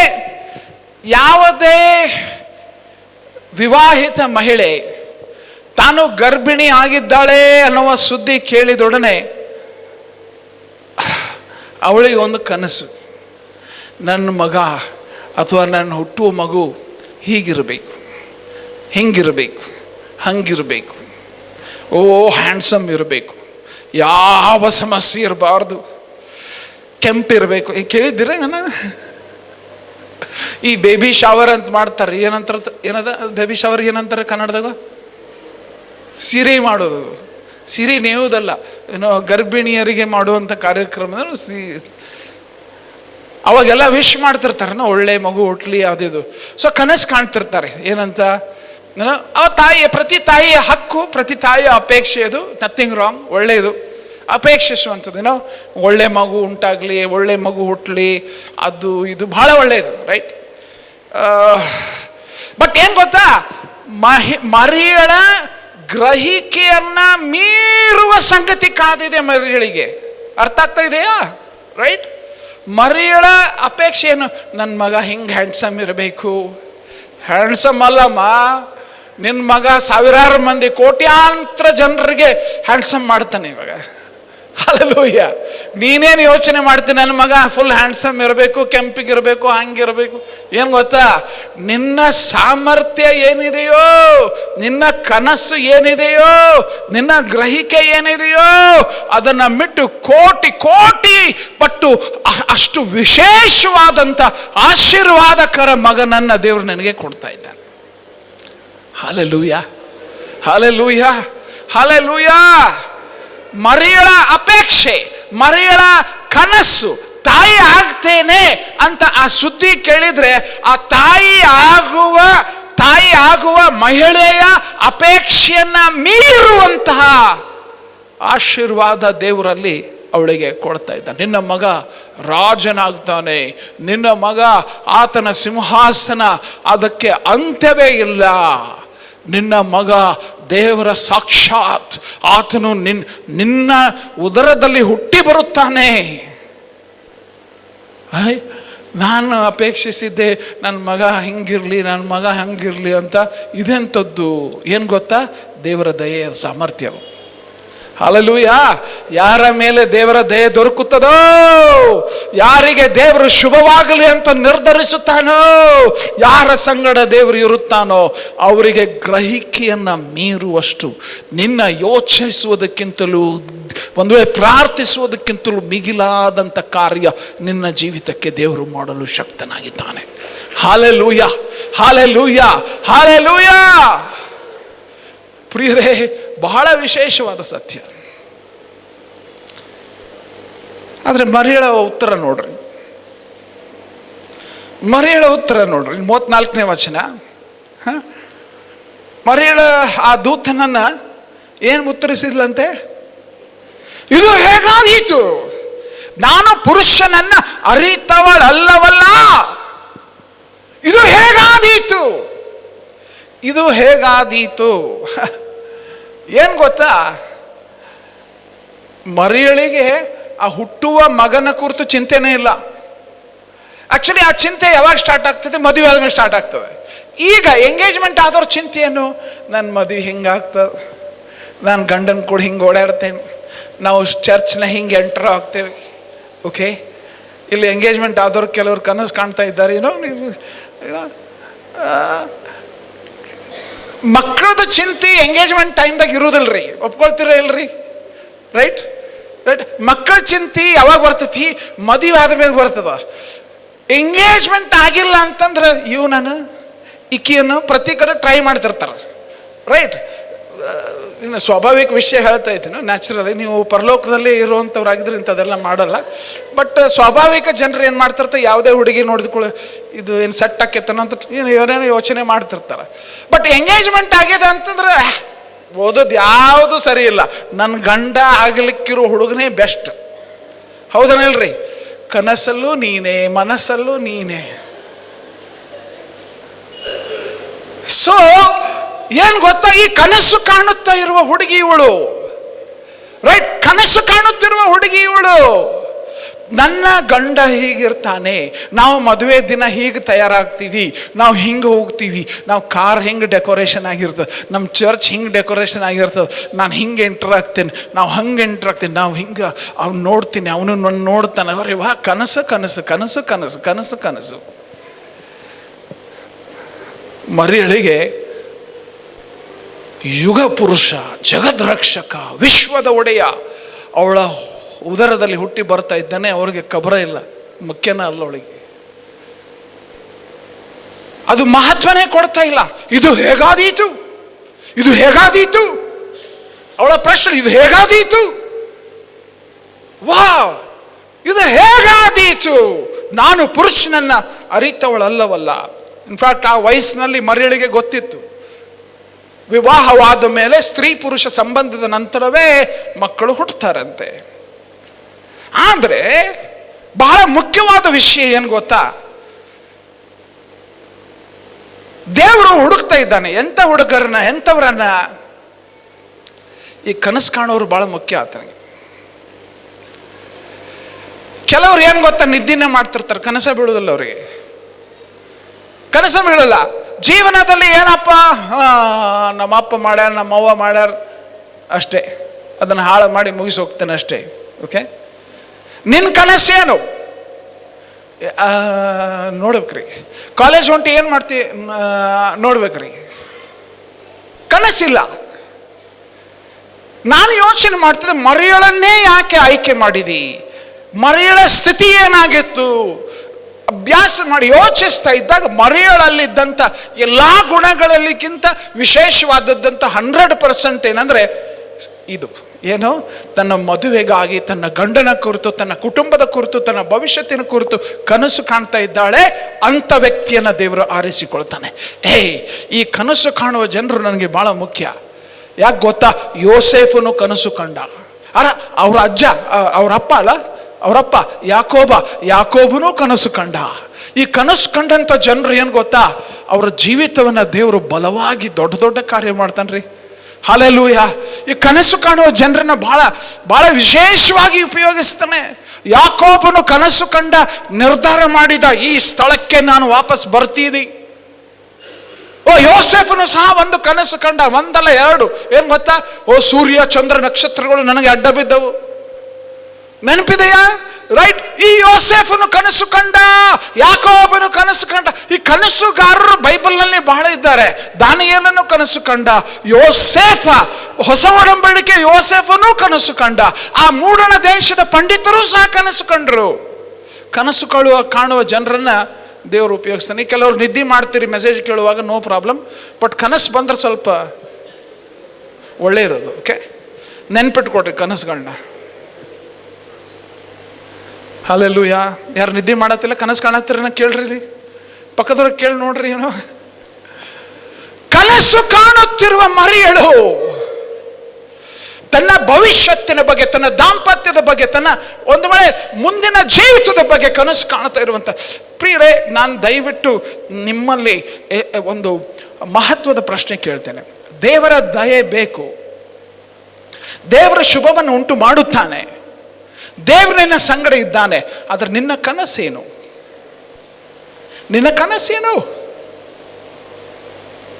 ಹಂಗೆ ಬಂದೆ ಹೆಂಗೆ ಹೋದೆ, ಯಾವ ಕನಸಿಲ್ಲದ ಜೀವನ. ಯಾಕೆ ಅಭ್ಯಾಸ ಮಾಡ್ತಾ ಇದೀಯ? ಯಾಕೆ ಕಾಲೇಜ್ ಡಿಗ್ರಿ ಮಾಡ್ತಾ ಇದೀಯಾ? ಕನಸಿಲ್ಲ. ಪ್ರಿಯರೇ, ವ್ಯರ್ಥವಾದ ಜೀವನ ಜೀವಿಸಬೇಡ್ರಿ, ಅರ್ಥವಿಲ್ಲದ ಜೀವನ ಜೀವಿಸಬೇಡ್ರಿ. ಯಾವುದೇ ಒಂದು ಜೀವನದಲ್ಲಿ ಇದಾಗಬೇಕು, ಇದು ನನ್ನ ಜೀವನದಲ್ಲಿ ಆಗಬೇಕು ಅನ್ನುವ ಕನಸುಗಳಿಲ್ಲದೆ ಬದುಕಬಾರದು. ಇನ್ಫ್ಯಾಕ್ಟ್ ನಾವು ಈ ಒಂದು ಮಾತು ನಾವು ಎಚ್ಚರಿಕೆಯಿಂದ ನೆನ್ಪಿಟ್ಕೊಳ್ಳೋಣ. ಭವಿಷ್ಯತ್ತಿಗಾಗಿ ನಿನ್ನ ಅಪೇಕ್ಷೆ ಏನಾಗಿದೆ? ಮುಂದಿನ ವರ್ಷಕ್ಕಾಗಿ, ಮುಂದಿನ ಈ ಒಂದು ವಿದ್ಯಾಭ್ಯಾಸ ಮುಗಿದ ಮೇಲೆ ಏನಾಗಿದೆ? ಅಥವಾ ನಿಮ್ಮ ದಾಂಪತ್ಯ ಜೀವಿತವಿರಬಹುದು, ಮುಂದೇನಾಗಿದೆ? ಕನಸು ಕಾಣ್ತಾ ಇದ್ದೀರಾ? ಅಪೇಕ್ಷೆಗಳಿದೆಯಾ? ಮುಂದೆ ನೋಡ್ತಾ ಇದ್ದೀರಾ? ಮುಂದೇನು ಕನಸು ಕಾಣ್ತಾ ಇದ್ದೀರೋ? ಮರಿಯಳನ್ನ ದೇವರು ಆರಿಸಿಕೊಂಡು ಮರಿಯಳನ್ನ ಉದ್ಧರಿಸುವ ಆ ಒಂದು ಶ್ರೇಷ್ಠ ಕಾರ್ಯ ಮಾಡಲಿಕ್ಕೆ ಮುಖ್ಯವಾದ ಕಾರಣ, ಒಳ್ಳೆ ಸುದ್ದಿಯನ್ನು ಹೇಳಿದ್ರೆ ತತ್ತರಿಸ, ಇದು ಹೇಗಾದೀತು, ನಾನಿನ್ನು ಪುರುಷನನ್ನು ಅರಿತವಳಲ್ಲ. ಯಾಕೆ ಗೊತ್ತಾ? ಕನಸು ಕಾಣುತ್ತಾ ಇದ್ದಾಳೆ, ತನ್ನ ಭವಿಷ್ಯತ್ತು, ತನ್ನ ಮದುವೆ. ಪ್ರಿಯರೇ, ಆ ಸಮಯದಲ್ಲಿ ದೇವದೂತನು ಸ್ಪಷ್ಟೀಕರಣ ಕೊಡ್ತಾನೆ. 35ನೇ ವಚನ, ನಿನ್ನ ಮೇಲೆ ಪವಿತ್ರಾತ್ಮ ಬರುವುದು, ಪರಾತ್ಪರನ ಶಕ್ತಿಯ ನೆರಳು ನಿನ್ನ ಮೇಲೆ ಬೀಳುವುದು. ಆದುದರಿಂದ ಹುಟ್ಟುವ ಆ ಪವಿತ್ರ ಶಿಶುವು ದೇವರ ಮಗನೆನಿಸಿಕೊಳ್ಳುವುದು. ಮತ್ತು ನಿನ್ನ ಬಂಧುವಾದ ಎಲಿಜಬೆತಳಿದ್ದಾಳಲ್ಲ, ಆಕೆ ಸಹ ಮುಪ್ಪಿನವಳಾದರೂ ಗರ್ಭಿಣಿಯಾಗಿದ್ದಾಳೆ. ಆಕೆಯ ಗರ್ಭದಲ್ಲಿ ಗಂಡು ಮಗುವದೆ. ಬಂಜೆ ಎನಿಸಿಕೊಂಡಿದ್ದ ಆಕೆಗೆ ಇದೇ 6ನೆಯ ತಿಂಗಳು. ದೇವರಿಂದ ಬರುವ ಯಾವ ಮಾತಾದರೂ ನಿಷ್ಫಲ ಆಗುವುದಿಲ್ಲ. ಇಲ್ಲಿ ಯೋಚಿಸಬೇಕಾದಂಥ ವಿಶೇಷವಾದ ಸತ್ಯ ಏನೆಂದರೆ, ದೂತನು ಮರಿಯಳು ಪ್ರಶ್ನೆ ಕೇಳ್ತಾ ಇದ್ದರು, ಇದು ಹೇಗಾದೀತು, ನಾನು ಪುರುಷನನ್ನು ಅರಿತವಳಲ್ಲವಲ್ಲ. ಸೊ ಇವಾಗ ಏನು ಎಕ್ಸ್ಪ್ಲನೇಷನ್ ಕೊಡಬೇಕು? ಏನು ಎಕ್ಸ್ಪ್ಲನೇಷನ್? ಗೈನಕಾಲಜಿಕಲ್ ಎಕ್ಸ್ಪ್ಲನೇಷನ್, ಇದು ಹೀಗಾಗ್ತದೆ, ಮೆಡಿಕಲ್ ಎಕ್ಸ್ಪ್ಲನೇಷನ್ ಕೊಡಬೇಕಾ? ಸೈಂಟಿಫಿಕ್ ಎಕ್ಸ್ಪ್ಲನೇಷನ್ ಕೊಡಬೇಕಾ? ಏನು ಎಕ್ಸ್ಪ್ಲನೇಷನ್? ವಿವರಣೆ. ಹೇಗಾದೀತು? ಕೆಲವರು ನಾವು ಅಲ್ಲೇ ನಿಂತು ಬಿಟ್ಟಿದ್ದೀವಿ. ಹೇಗಾದೀತು, ಇದು ದೇವರೇ ನನ್ನ ಜೀವನದಲ್ಲಿ ಇದು ಹೇಗಾದೀತು, ಈ ನನ್ನ ಜೀವನದಲ್ಲಿ ಇದು ಹೇಗಾದೀತು, ಮುಂದೇನು ಹೇಗಾದೀತು? ಮರೇ ಪ್ರಶ್ನೆನೂ ಅದೇ, ಹೇಗಾದೀತು. ಗಬ್ರಿಯೇಲನು, ಆ ದೂತನು ವಿವರಣೆ ಕೊಡೋದಕ್ಕೆ ಹೋಗೋದಿಲ್ಲ. ಆ ವಿವರಣೆಯ ಜವಾಬ್ದಾರಿಯನ್ನು ದೇವ್ರಿಗೆ ಒಪ್ಪಿಸ್ಕೊಟ್ಬಿಡ್ತಾನೆ. ಉತ್ತರ ನೋಡ್ರಿ, ನಿನ್ನ ಮೇಲೆ ಪವಿತ್ರ ಆತ್ಮ ಬರುವುದು. ಇನ್ಫ್ಯಾಕ್ಟ್ ಇದು ಯಾರ ಕಾರ್ಯ ಗೊತ್ತಾ? ಇದು ವಿವರಿಸುವುದಕ್ಕಾಗೋದಿಲ್ಲ, ಇದು ದೇವರ ಕಾರ್ಯ. ಹಲ್ಲೆಲೂಯಾ. ಇದು ನಮ್ಮಿಂದ ಯಾರಿಂದಲೂ ವೈಜ್ಞಾನಿಕವಾಗಿ ಆಗಲಿ ಯಾವುದೇ ರೀತಿಯಾಗಿ ಆಗಲಿ ವಿವರಿಸೋದಕ್ಕಾಗೋದಿಲ್ಲ. ಯಾಕೆ? ಇದು ದೇವರ ಕಾರ್ಯ. ವಿಜ್ಞಾನಿಗಳು ಮಾಡುವ ಕಾರ್ಯಕ್ಕೆ ವಿವರಣೆಗಳು ಬೇಕಪ್ಪ. ದೇವರು ಮಾಡುವ ಕಾರ್ಯಕ್ಕೆ ದೇವರು ಯಾಕೆ ವಿವರಣೆ ಕೊಡಬೇಕು? ಕೊಡುವುದಿಲ್ಲ. ದೇವರು ವಿವರಣೆ ಕೊಡುವುದಿಲ್ಲ. ಇನ್ಫ್ಯಾಕ್ಟ್ ನಾವು ಗಮನಿಸ್ರಿ, ದೇವರ ಕಾರ್ಯ ಹೇಗೆ ಅಂತಂದ್ರೆ, ಪರಾತ್ಪರನ ಶಕ್ತಿಯ ನೆರಳು ನಿನ್ನ ಮೇಲೆ ಬೀಳುವುದು, ಆದ್ದರಿಂದ ಹುಟ್ಟುವ ಪವಿತ್ರ ಶಿಶು ದೇವರ ಮಗನೆನಿಸಿಕೊಳ್ಳುವುದು. ಅದಕ್ಕೆ ಆಧಾರ ಕೂಡ ಕೊಡ್ತಾನೆ. ಏನ್ ಗೊತ್ತಾ? ನಿನ್ನ ಬಂಧುವಾದ ಎಲಿಜಬೆತಳಿದ್ದಾಳಲ್ಲ, ಆಕೆಯು ಸಹ ಮುಪ್ಪಿನವಳಾದರೂ ಗರ್ಭಿಣಿಯಾಗಿದ್ದಾಳೆ. ಆಕೆಯ ಗರ್ಭದಲ್ಲಿ ಗಂಡು ಮಗುವದೆ. ಬಂಜೆ ಎನಿಸಿಕೊಂಡಿದ್ದ ಆಕೆಗೆ ಇದೇ 6ನೆಯ ತಿಂಗಳು. ದೇವರಿಂದ ಬರುವ ಯಾವ ಮಾತಾದರೂ ನಿಷ್ಫಲ ಆಗುವುದಿಲ್ಲ. ಏನದು? ಪವಿತ್ರಾತ್ಮ ಬರುವುದು, ಪರಾತ್ಪರನ ಶಕ್ತಿಯ ನೆರಳು ನಿನ್ನ ಮೇಲೆ ಬೀಳುವುದು. ಆ 35ನೇ ವಚನ, ಪರಾತ್ಪರನ ಶಕ್ತಿಯ ನೆರಳು ನಿನ್ನ ಮೇಲೆ ಬೀಳುವುದು, ಆದುದರಿಂದ ಹುಟ್ಟುವ ಆ ಪವಿತ್ರ ಶಿಶು. ಈ ಮಾತುಗಳ ಮಹತ್ವದ ಅರ್ಥ ಏನೆಂದ್ರೆ, ದೇವರು ಈ ಲೋಕವನ್ನ ಸೃಷ್ಟಿ ಮಾಡಿದಾಗ ಯಾವ ರೀತಿಯಾಗಿ ಮಾಡಿದನೋ ಹಾಗೆಯೇ ಈ ಸೃಷ್ಟಿಯ ಕಾರ್ಯ ಆಗುತ್ತದೆ. ಹೇಗೆ ಸೃಷ್ಟಿ ಮಾಡಿದನು ದೇವರು? ಹೇಗೆ ಸೃಷ್ಟಿ ಮಾಡಿದನು ನಿಮಗೆ ಗೊತ್ತಿದೆ. ಆದಿಕಾಂಡ 1ನೇ ಅಧ್ಯಾಯ 1ನೇ ವಚನ, ಆದಿಯಲ್ಲಿ ದೇವರು ಹೇಗೆ ಸೃಷ್ಟಿ ಮಾಡಿದನು? ಆದಿಯಲ್ಲಿ ದೇವರು ಆಕಾಶವನ್ನು ಭೂಮಿಯನ್ನು ಉಂಟು ಮಾಡಿದನು. ಈ ವಚನ ಬಹಳ ಮುಖ್ಯವಾದ ವಚನ, ಗಮನಿಸ್ರಿ, ಇದು ಬಹಳ ಮುಖ್ಯವಾದ ವಚನ. ಏನು ಗೊತ್ತಾ? ನೀನು ನಾನು ಏನನ್ನಾದರೂ ಸೃಷ್ಟಿ ಮಾಡಬೇಕಾದ್ರೆ ನಮಗೇನು ಬೇಕು? ಒಂದು ಗಡಿಗೆ. ಏನು ಬೇಕು? ಗಡಿಗೆ ಮಾಡೋಕ್ಕೆ ಏನು ಬೇಕು? ಮಣ್ಣು ಬೇಕು. ಒಂದು ಪೇಂಟಿಂಗ್ ಮಾಡಲಿಕ್ಕೆ ಏನು ಬೇಕು? ಪೇಂಟ್ ಬೇಕು, ಚಿತ್ರ ಬೇಕು, ರೈಟ್? ನೀವು ಆಹಾರವನ್ನು ಮಾಡುವುದಾದ್ರೆ ಏನು ಬೇಕು? ಗ್ಯಾಸ್ ಬೇಕು, ಅಕ್ಕಿ ಬೇಕು, ಜೋಳ ಬೇಕು, ರೊಟ್ಟಿ ಬೇಕು, ಇದೆಲ್ಲ ಬೇಕು, ರೈಟ್? ಎಲ್ಲ ಬೇಕು. ನೀನು ನಾನು ಏನಾದರೂ ಸೃಷ್ಟಿ ಮಾಡಬೇಕಾದ್ರೆ ನಮಗೆ ಯಾವುದೋ ಮುಖ್ಯ ಸಾಮಗ್ರಿಗಳು ಬೇಕು, ಹೌದನಿಲ್ರಿ? ರೈಟ್? ನಮಗೇನಾದರೂ ಬೇಕು. ಆದರೆ ಆದಿಕಾಂಡ 1ನೇ ಅಧ್ಯಾಯ 1ನೇ ವಚನ ಹೇಳ್ತದೆ, ಆದಿಯಲ್ಲಿ ದೇವರು ಆಕಾಶವನ್ನು ಭೂಮಿಯನ್ನು ಉಂಟು ಮಾಡಿದ್ದಾನೆ. ಯಾವುದರಿಂದ ಇಲ್ಲ, ಹೇಳಿದನು ಆಯಿತು. ನಿನಗೆ ನನಗೆ ಏನೆಲ್ಲ ಬೇಕು, ಆತನಿಗೆ ಏನೂ ಬೇಕಾಗಿಲ್ಲ.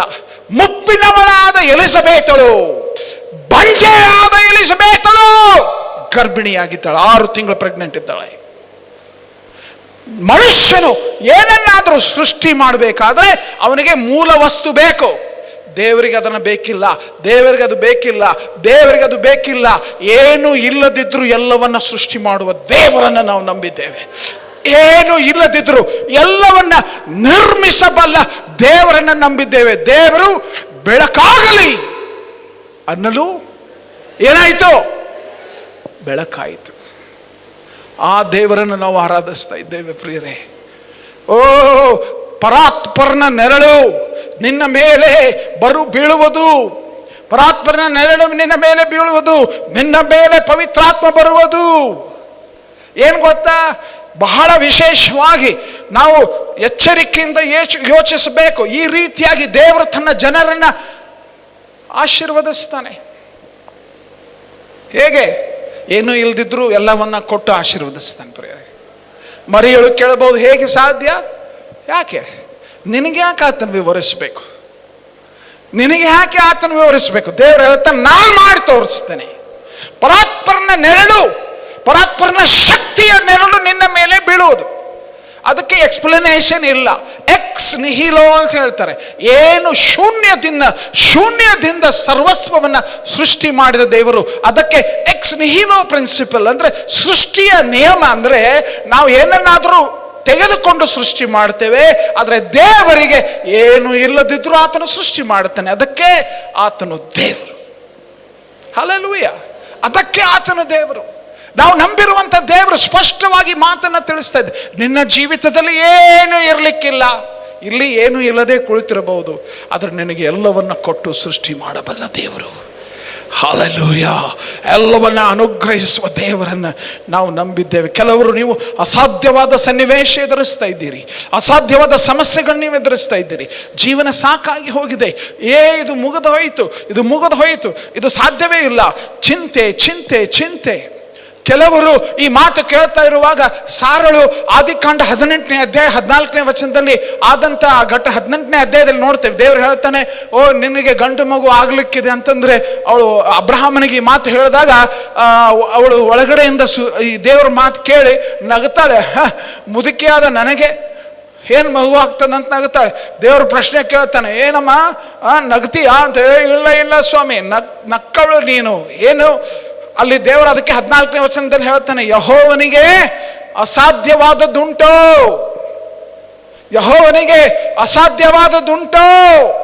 ನಾನು ಹೇಳಿದಂತೆಯೇ ಬರುವ ವರ್ಷದ ಇದೇ ಕಾಲದಲ್ಲಿ ನಾನು ನಿನ್ನ ಬಳಿಗೆ ಬಂದಾಗ ಸಾರಳಿಗೆ ಮಗನಿರುವನು ಎಂದು ಹೇಳಿದನು. ಅಸಾಧ್ಯ. ಮುಪ್ಪಿನವಳಾದವಳು ಅಸಾಧ್ಯ. ಏನು ಗೊತ್ತಾ?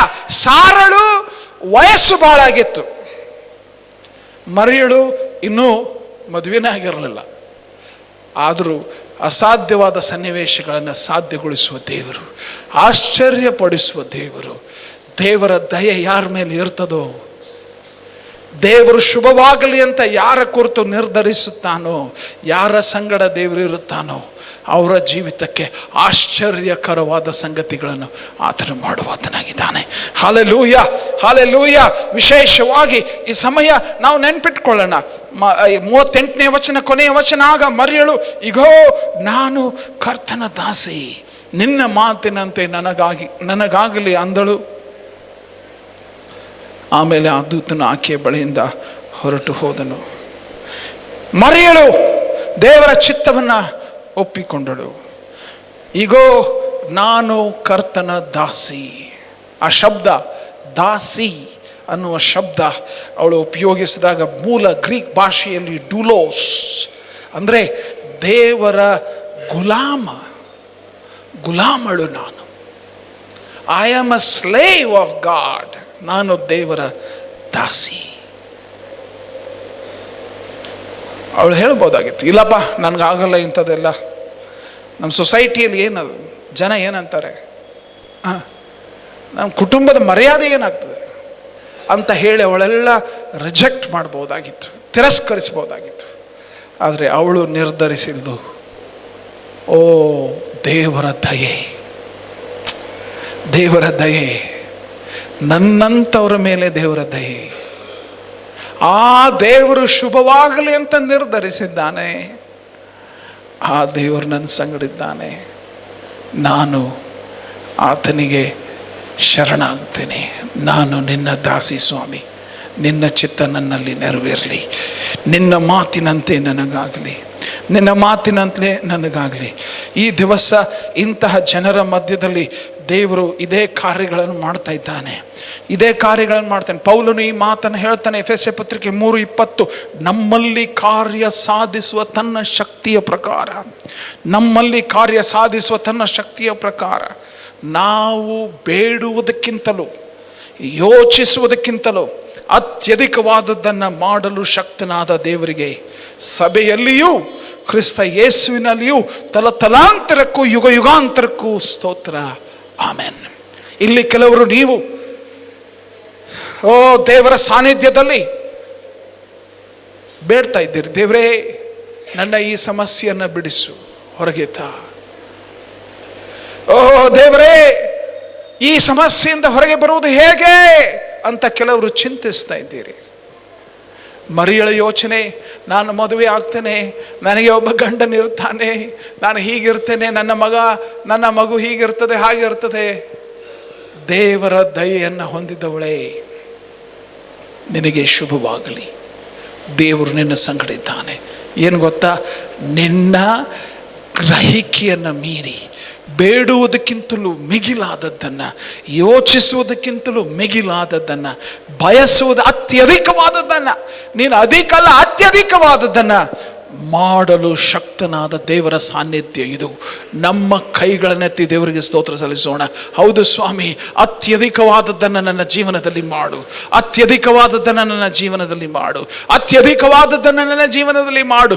ಮರಿಯಳ ಜೀವಿತದಲ್ಲಿ ಮಾಡಿದಂಥ ದೇವರು ಬದಲಾಗಿಲ್ಲ. ಹಲ್ಲೆಲೂಯ. ನಿನಗೆ ದೇವರ ದಯೆಯನ್ನು ಹೊಂದಿದಂಥ ನಿನಗೆ ಶುಭ, ದೇವರ ದಯೆಯನ್ನು ಹೊಂದಿದಂಥ ನಿನಗೆ, ದೇವರ ದಯೆಯನ್ನು ಹೊಂದಿದಂಥ ನಿನ್ನೊಂದಿಗೆ ದೇವರಿದ್ದಾನೆ. ಈ ಸಮಯ ನಾವೆಲ್ಲ ಎದ್ದು ನಿಂತುಕೊಂಡು ದೇವರಿಗೆ ಸ್ತುತಿಸಿ, ದೇವರಿಗೆ ಮಹಿಮೆ ಪಡಿಸಿ, ಚಪ್ಪಾಳೆ ತಟ್ಟಿ, ಸ್ವಾಮಿ ನಿನ್ನ ದಯೆ ನನಗೆ ಬೇಕಪ್ಪ, ನಿನ್ನ ದಯೆ ನನಗೆ ಬೇಕಪ್ಪ. ಆಶ್ಚರ್ಯ ಪಡಿಸುವ ದೇವರು, ಆಶ್ಚರ್ಯ ಪಡಿಸುವ ದೇವರು. ನಿರಾಶೆಯಿಂದ ಬಂದಿದೆಯೋ, ಆತನನ್ನು ಆಶ್ರಯಿಸು. ನಿನ್ನ ನಿರಾಶೆಯ ಮಧ್ಯದಲ್ಲಿ ನಿರೀಕ್ಷೆ ಕೊಟ್ಟು ಆತನು ನಿನ್ನನ್ನು ಉದ್ಧರಿಸುತ್ತಾನೆ. ನಿನಗೆ ಜೀವಿತಕ್ಕೆ ಶುಭವನ್ನು ಉಂಟು ಮಾಡುತ್ತಾನೆ. ನಿನ್ನ ಜೀವಿತಕ್ಕೆ ಆತನು ನಿನ್ನ ಅಪೇಕ್ಷೆ ಗ್ರಹಿಕೆಯನ್ನ ಮೀರಿ ಆಶೀರ್ವದಿಸುವಂತ ದೇವರು. 5,000 ಜನರಿಗೆ ಊಟ ಕೊಟ್ಟಾತನು, ರೊಟ್ಟಿ ಕೊಟ್ಟಾತನು, ನೀರನ್ನ ದ್ರಾಕ್ಷಾರಸವಾಗಿ ಮಾಡಿದಾತವನು, ಆ ಕುಂಟನಿಗೆ ಕಾಲನ್ನ ಕೊಟ್ಟಾತನು, ಕುರುಡನಿಗೆ ಕಣ್ಣನ್ನ ಕೊಟ್ಟಾತನು, ಸತ್ತವರನ್ನ ಎಬ್ಬಿಸಿದಾತನು. ಆಶ್ಚರ್ಯ, ಆಶ್ಚರ್ಯ, ಆಶ್ಚರ್ಯ. ಸುವಾರ್ತೆಗಳಲ್ಲಿ ಆಶ್ಚರ್ಯ, ಸುವಾರ್ತೆಯ ಪುಸ್ತಕಗಳಲ್ಲಿ ಆಶ್ಚರ್ಯ, ಅಪೊಸ್ತಲರ ಕೃತ್ಯದಲ್ಲಿ ಆಶ್ಚರ್ಯ, ಪ್ರತಿ ಅಧ್ಯಾಯದಲ್ಲಿ ಆಶ್ಚರ್ಯಪಡಿಸುವಂತ ದೇವರು, ಅದೇ ದೇವರು ನಾವಿಲ್ಲಿ ಆರಾಧಿಸ್ತೇವೆ. ಹಲ್ಲೆಲೂಯಾ. ಕೈಗಳನ್ನೆತ್ತಿ ದೇವರಿಗೆ ಒಪ್ಪಿಸಿಕೊಡಿ. ನಿಮ್ಮ ಕನಸುಗಳೇನು, ನಿಮ್ಮ ಕನಸುಗಳೇನು, ನಿಮ್ಮ ಚಿಂತೆ ಏನು, ನೀವು ಬೇಡುವುದಕ್ಕಿಂತಲೂ ಯೋಚಿಸುವುದಕ್ಕಿಂತಲೂ ಅತ್ಯಧಿಕವಾದದ್ದನ್ನು ಮಾಡುವ ಮರಿಯಳ ಜೀವಿತದಲ್ಲಿ ಮಾಡಿದ ಅದೇ ದೇವರು ನಿನ್ನನ್ನು ಈ ದಿವಸ ಆಶೀರ್ವದಿಸ್ತಾರೆ.